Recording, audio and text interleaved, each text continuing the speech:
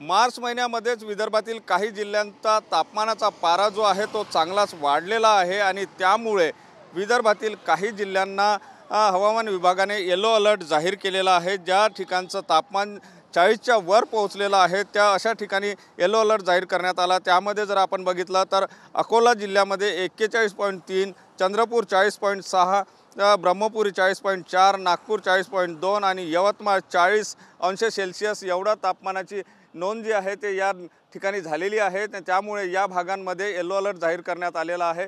सोबतच नागरिकांना या उन्हात निघत असताना, कारण ही पहिल्यांदाच एवढ्या मोठ्या प्रमाणामध्ये अशा प्रकारचं ऊन जे आहे ते या सीझनमध्ये येत आहे, त्यामुळे याच्यापासून काळजी घेऊन बाहेर पडावं अशा प्रकारचा सल्ला जो आहे तो सुद्धा दिला जातो आहे। आणि एकंदर म्हणजे विदर्भात आता कडाक्याच्या उन्हाळ्याला सुरुवात झाली असं म्हटलं तर वावगं ठरणार नाही।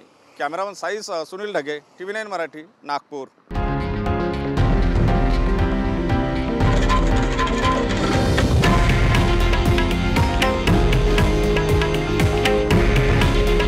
हे आहे देशातील नंबर 1 न्यूज नेटवर्क आणि आपण पाहत आहात TV9 मराठी।